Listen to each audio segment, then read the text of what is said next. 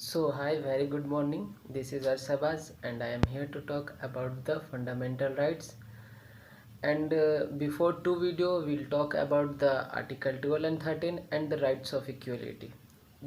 And now today we'll talk about the freedom.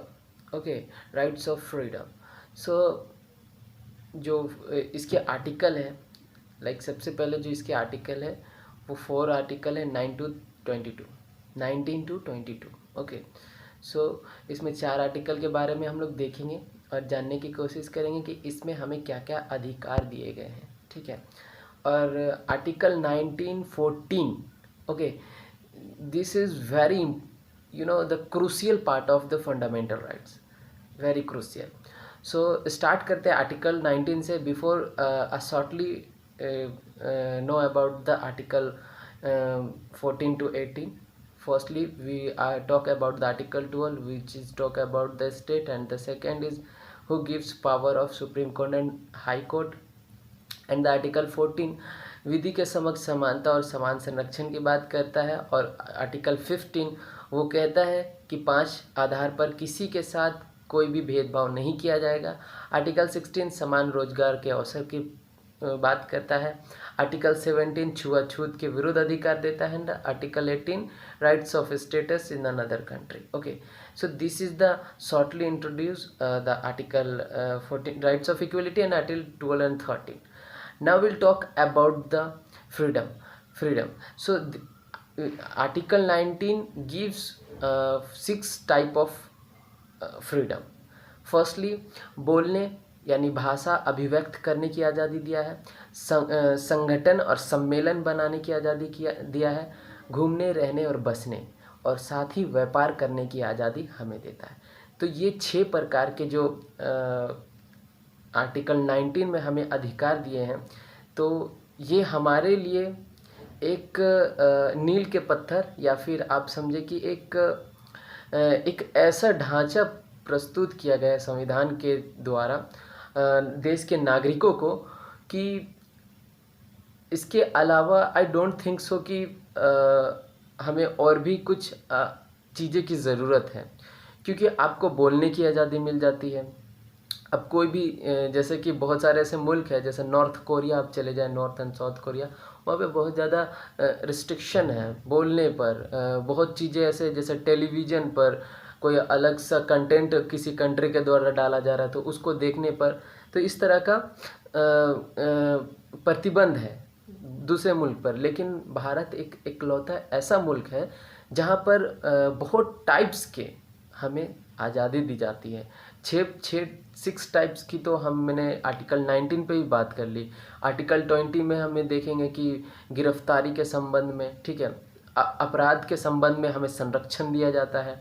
जो article 20 है वो कहता है कि हमने अगर कोई भी क्राइम या फिर कोई भी क्या कह सकते हैं, गुनाह या ख़ता इन अरबी उर्दू सो हमने किसी भी टाइप्स का क्राइम किया है, तो जो पहले क्राइम किया गया है और बाद में उसका अगर कानून बना है, तो जो पुराने कानून है उसके तहत ही सज़ा मिलेगी, ना कि जो वर्तमान में कानून निर्माण किया गया है उसके तहत। समझ पा रहे हैं? इसको इस तरह समझे, सपोज दैट मैंने 2014 में कुछ जुर्म किया, ठीक है, और उसके बाद 2021 में कोई नया कानून आ गया उसी से संबंधित, तो हमें क्या होगा कि उसके खिलाफ संरक्षण मिलेगा।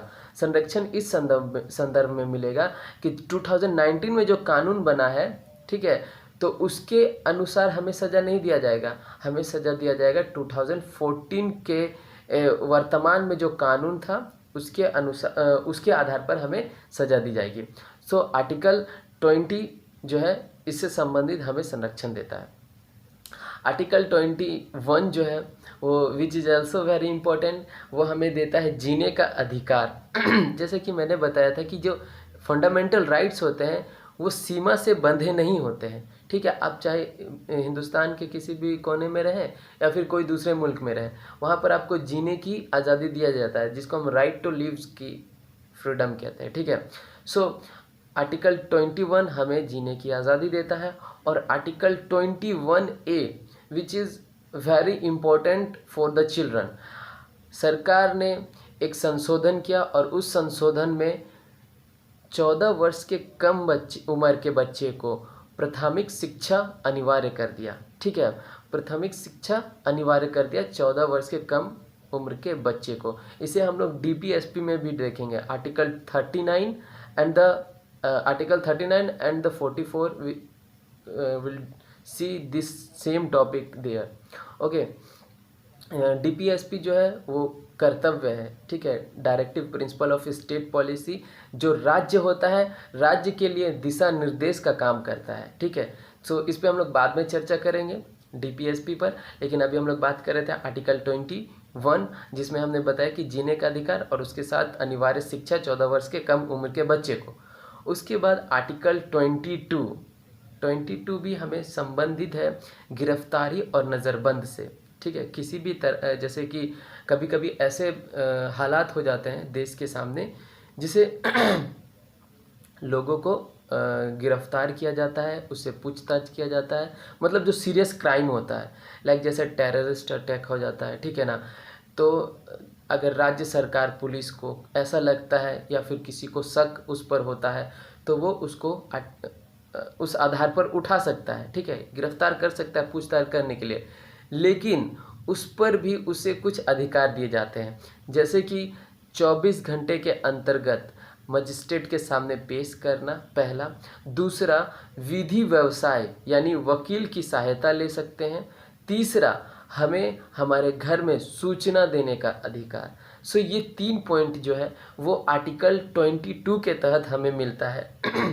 जैसे कि मैंने बताया कि अगर पुलिस को आपके ऊपर किसी प्रकार का डाउट होता है, ऐसा लगता है कि आप किसी टाइप्स की एक्टिविटी में शामिल है, तो पुलिस आपको गिरफ्तार कर सकती है पूछताछ करने के लिए, ठीक है ना। सिंपल नेगोशिएशन और या बातचीत करने के लिए आपको ले उठा सकती है, लेकिन उसके बाद आपको वो 3 सुविधाएं मुहैया कराएगी, विधि व्यवसाय, घर पर सूचना, और तीसरा मजिस्ट्रेट के सामने आपको पेश किया जाएगा। सो ये आर्टिकल 22 हमें देता है। इसके बाद है शोषण के विरुद्ध अधिकार। शोषण आप समझ सकते हैं कि भारत जितना विविधताएं वाला भरा देश है, सो यहाँ पर शोषण होना एक तरह से देखा जाए तो आप समझ सकते हैं। सो इसके खिलाफ, इसके विरुद्ध में हमें कुछ आर्टिकल दिए गया, article 23 and 24, which is very very important. ठीक है, अगर आपको किसी भी टाइप्स का, पहले प्राचीन समय में ऐसा ज़्यादा होता था, लेकिन वर्तमान में तो अभी बहुत ज़्यादा लोग लिबरल हो गए हैं, बहुत ज़्यादा समझदार, अपने अधिकार को जानते हैं। So thanks for the educational society.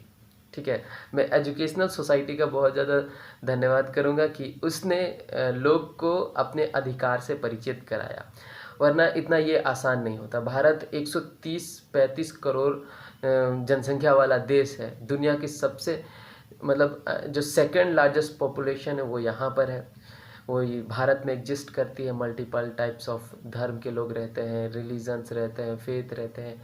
सो इसको इस तरह से ले करके चलना किसी भी कंट्री के लिए इतना आसान नहीं होता। सो ये एक यूनिक है, एक अद्भुत देश है। इसका आप माने या ना माने, इसे दिल से स्वीकार करना ज़रूरी है कि ये हमारा देश जो है वो एक यूनिक है। ठीक है, सो हम लोग बात कर रहे थे शोषण के विरुद्ध अधिकार। शोषण हमें आर्टिकल 23 जो होता है वो 3 बातें कहता है।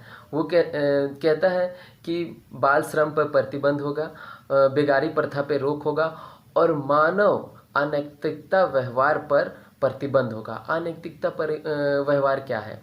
पहले क्या होता था कि लोगों को खरीदा क्रय और विक्रय किया जाता था। ठीक है, सो इस चीज़ों पर मानव दुर्व्यवहार के पर प्रतिबंध लगाता है आर्टिकल 23। एंड आर्टिकल 24 जो है वो कहता है कि 14 वर्ष के उम्र के कम बच्चे को परिसंकट, यानी कोई ऐसा क्षेत्र जहाँ पर शारीरिक मानसिक नुकसान होगा, उस क्षेत्र पर बच्चे को या फिर लोग को काम करने पर प्रतिबंध किया जाता है आर्टिकल 24 के तहत। तो आई होप कि आपको समझ में आया होगा। मैंने आज राइट्स ऑफ फ्रीडम एंड शोषण के विरुद्ध अधिकार, ये 2 अधिकार मैंने आपको बताए। और अगर आपको मेरा वीडियो अच्छा लग रहा है, समझ आ रहा है, पसंद आ रहा है, कुछ हेल्प मिल रहा है, तो you can like, share and subscribe.